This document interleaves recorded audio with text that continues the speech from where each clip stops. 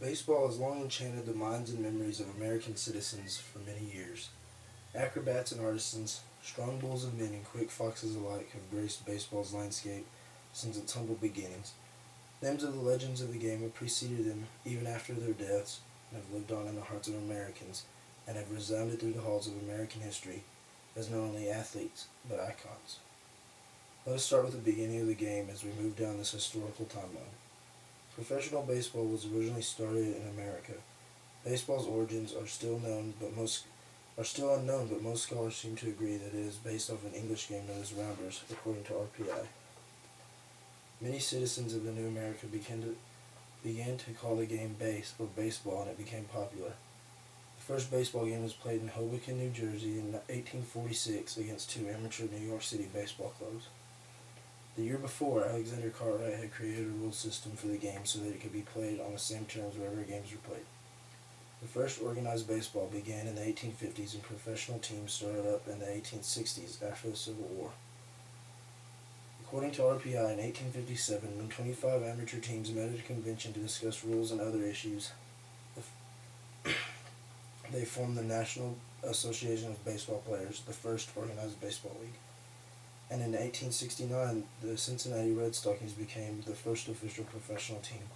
Before the league was supposed to be comprised of amateurs, many players were secretly paid though, but the Cincinnati team decided to just become strictly professional, and the idea caught on.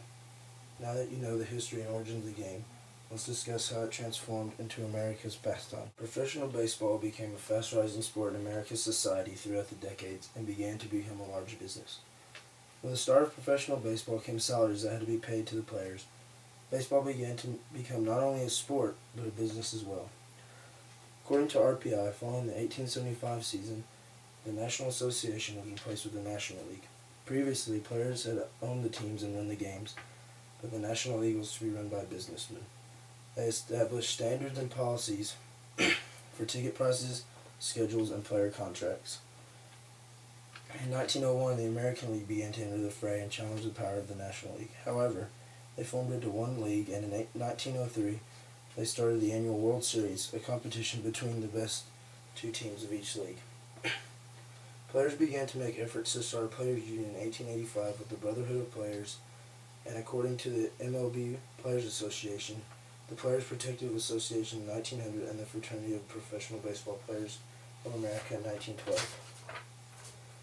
Baseball begins to play a full 154 game season that involved teams from both American and National League teams. General admissions began to make fans pay to enter a ballpark and to watch a game. Sometime between 1893 and 1904, according to the baseball timeline, baseball meets the hot dog and an American classic is born. The first World Series is held between the Boston Red Sox and the Pittsburgh Pirates. The Red Sox won the series 5-3.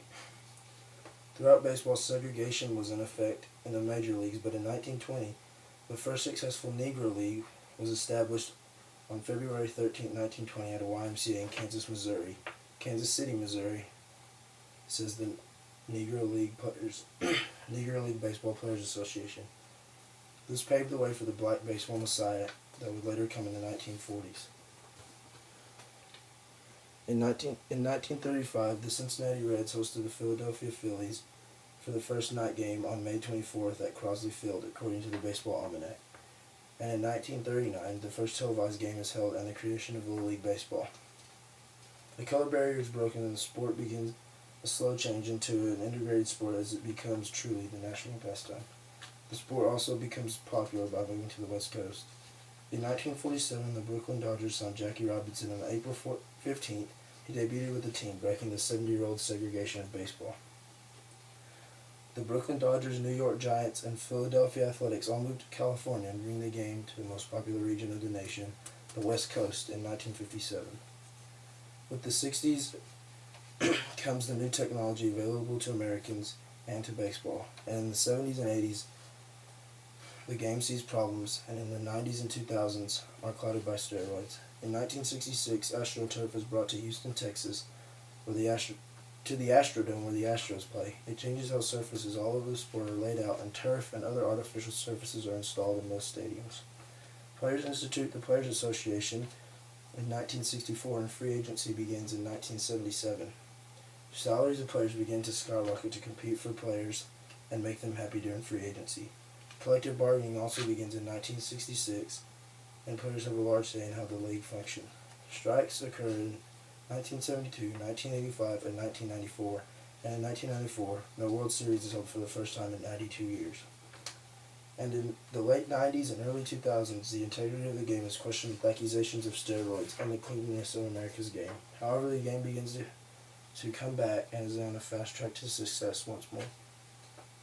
From its humble beginnings in 1846 in the small town of Hoboken, New Jersey, to its vast amount of fans nationwide in 2011, baseball is everywhere. Baseball is the game of our fathers and the game of our sons and daughters. It's the game of our family. And the people who have played it through the generations, whether relative or icon, stranger or role model, they have, through the game of baseball, become part of our family too.